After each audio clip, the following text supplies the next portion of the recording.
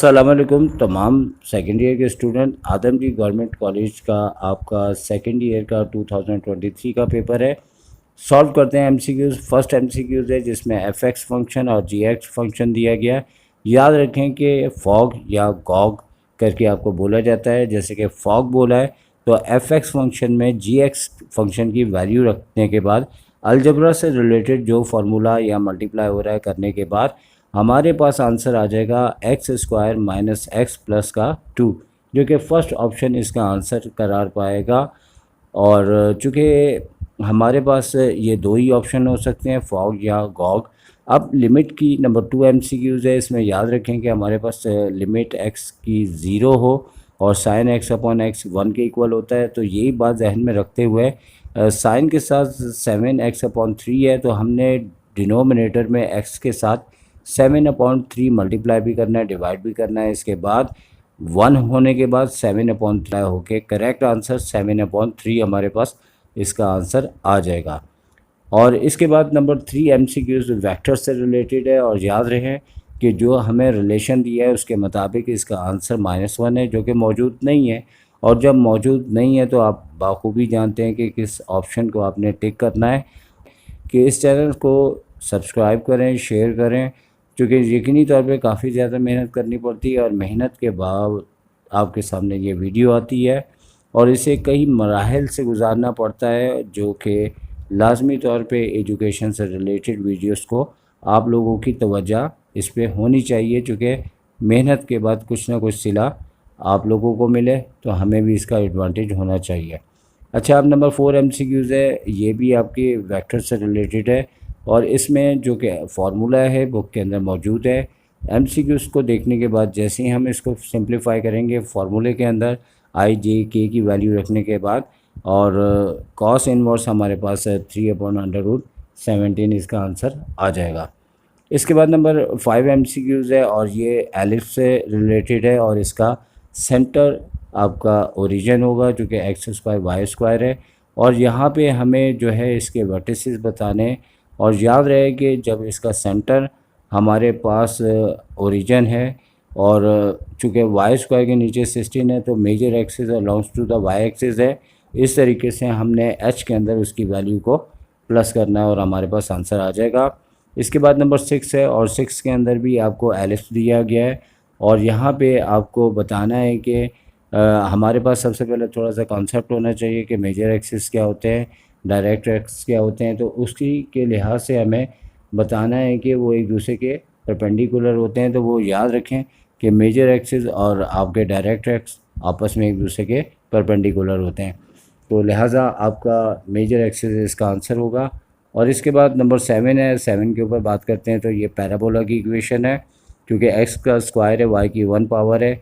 तो हमें यहाँ पे जो आंसर देना है वो फोकस के पॉइंट है। तो इक्वेशन में 4a को -3/4 के मुताबिक लेते हुए आपकी a की वैल्यू -3/16 आएगी, जो कि allows to the y axis है, उसमें ऐड करने के बाद इसका आंसर आ जाएगा। इसके बाद नंबर 8 के ऊपर बात करते हैं तो यहाँ पे आपको सर्कल की इक्वेशन दी है और इसका सेंटर पूछा गया है और कंप्लीट स्क्वायर बनाते हुए -g-f की वैल्यू को कंपेयर करते हुए निकालने के बाद g+3 आया, f -2 आया। दोनों की साइन जैसी चेंज होगी वो इस सेंटर का सर्किल का सेंटर कहलाएगा, जो कि आंसर हमारे पास आ चुका है। इसके बाद 9 एमसीक्यूज़ है। जैसे कि आप पढ़ सकते हैं कि हमारे पास अगर आपको कोई भी सर्किल दिया जाए और कॉन्सेंट्रिक करके आपको सर्किल कहा जाए तो इसका मतलब है सेम सर्किल। तो अब इसके बाद इंटीग्रेशन है और इंटीग्रेशन का एक फार्मूला अप्लाई हो रहा है और यहाँ पे अपर लिमिट 0 और लोअर लिमिट -1 दी है। और फार्मूला एक सिंपल अप्लाई करने के बाद हमें बेसिकली पहले अपर वैल्यू फिर लोअर लिमिट को रखते हुए इसका आंसर निकालना है और आंसर हमारे पास π/4 आंसर इसका रेडियन के अंदर हासिल हो जाएगा और वही हमारा करेक्ट आंसर है। और इसी को ही हमें नोट करना है और नोट करने के बाद ऑप्शन के अंदर यकीनी तौर पे लाजमी मौजूद होगा। और अब इसके बाद मज़ीद आगे चलते हैं और इसके बाद 11 एमसीक्यूज़ के ऊपर बात करेंगे। तो 11 MCQs भी आपका इंटीग्रेशन का एक अदद फार्मूला दिया हुआ है और हमें फार्मूले याद होंगे तो आप आसानी फार्मूला लिख सकेंगे और ये वैसे भी क्वेश्चन में बहुत ज़्यादा इस्तेमाल होते हैं। तो इंटीग्रेशन से रिलेटेड एक और MCQs दी गई है और एक छोटी नोयत का ये क्वेश्चन है, हमें डिनोमिनेटर को लेट करना है y के मुताबिक, उसका जैसे ही डेरिवेटिव लेंगे तो एक्सपोनेंशियल x पावर के साथ dx हमारा मैच हो जाएगा। और याद रखें अगर डिनोमिनेटर को न्यूमिनेटर में ला के इसकी पावर -1 हो तो इस सूरत में ln करके आपका 1 प्लस एक्सपोनेंशियल x आ जाता है और ऑप्शन में मॉडुलस का इस्तेमाल है तो वही इसका आंसर होगा। तो अब डेरिवेटिव के फार्मूले शुरू हो गए। 13 MCQs में आपको tan इनवर्स का x/a का फार्मूला दिया है, सिर्फ याद होना चाहिए, फिर आप आसानी आंसर दे सकते हैं।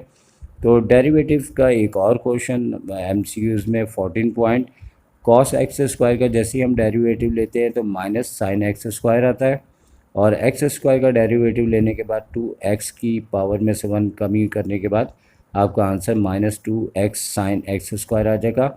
एक बहुत ही छोटी नोयत का एक क्वेश्चन है, जैसे कि आप बासानी क्वेश्चन करते हैं तो सॉल्व कर लेंगे। और 15 MCQs में जॉइंटिंग लाइन से रिलेटेड है और यहाँ पे आपसे यही बात कही गई है कि जॉइंटिंग लाइन में परपेंडिकुलर अगर होती है दोनों इक्वेशन तो फिर उस सूरत में आपका a + b 0 के इक्वल होता है। अच्छा, इसके बाद 16 MCQs है और इसका करेक्ट आंसर जो है आपके पास 2:1 होगा। और नोट करें कि ये ज़रा गलत नोट किया हुआ है, इसका रेशो हमेशा 2:1 होती है। तो 17 आ चुकी है। 17 के अंदर आपको जो है वो 2 पॉइंट्स दिए गए हैं, ऑर्डर पेयर्स दिए गए हैं और इसमें आपको 2 लाइंस का स्लोप देने के बाद पैरेलल कहा गया है। ये बुक का क्वेश्चन है और बहुत ज़्यादा इससे रिलेटेड क्वेश्चन के भी आने के चांसेस है और पैरेलल की कंडीशन लगाते हुए हमें बासानी दोनों स्लोप को एक दूसरे के इक्वल रखते हुए x की वैल्यू 32/3 हासिल हो जाएगी। अब 18 है तो 18 MCQs के अंदर बेसिकली उन्होंने आपको लोकस पॉइंट्स दिए हुए हैं और लोकस में हमारा a और b दोनों इक्वल बोले गए। अगर हम c के इक्वल रखते हैं तो इस सूरत में हमारी इक्वेशन x + y = c हो जाएगी, जो कि मौजूद है ऑप्शन इसके अंदर, आपका थर्ड ऑप्शन है। और उसके बाद नंबर 19 में आते हैं तो 19 में उन्होंने कहा है find the rate of change represent to x। अब आपको y = 2/x दिया है, इसका जैसे ही हम डेरिवेटिव लेंगे तो उसके डेरिवेटिव लेने के बाद जो भी हमें x की जैसे कि 1/2 वैल्यू दी है और जैसे हम इसे रखेंगे तो -8 इसका आंसर आ जाएगा और लास्ट ऑप्शन हमें इसी के हिसाब से दिया हुआ है तो करेक्ट आंसर हमारा -8 हो जाएगा। अब सबसे लास्ट MCQs है, ये एक क्वेश्चन है 5.2 से रिलेटेड और जिसका मतलब कि मैं अक्सर स्टूडेंट्स से कहता हूँ कि आप इसका डायरेक्टली आंसर भी जहन में रखें कि ये किसके इक्वल होता है। तो जिन बच्चों ने अच्छा क्वेश्चन किया वो जानते हैं कि ये क्वेश्चन भी है और इस क्वेश्चन के लिहाज से इसका आंसर ये होगा। अच्छा, जैसे कि बता दिया। अब मज़ीद ये है कि सेक्शन C को आप देख सकते हैं और इसके अंदर कौन कौन से क्वेश्चन आए, लिमिट के आए और टोटल आपने इसमें से 10 क्वेश्चंस करने हैं और लिमिट है और लिमिट के अलावा 2 चैप्टर 3 चैप्टर और बेसिकली बहुत से क्वेश्चन ऐसे होते हैं जो कि रिपीट होते हैं और रिपीट होने वाले क्वेश्चन में चंद क्वेश्चन ऐसे होते हैं जो दे दिए जाते हैं।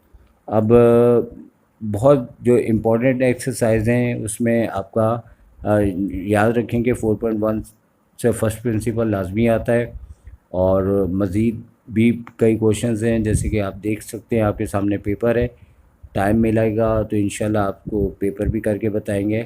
तो यकीनी तौर पे आपको थोड़ी सी हेल्प हुई होगी और हमारी कोशिश होती है कि जैसे ही हमें टाइम मिले आपको मैक्सिमम फ़ायदा दें और टाइम की शॉर्टेज की वजह से बस जितनी आपको सहूलत दे सकते हैं अपने चैनल के हवाले से वो दी है।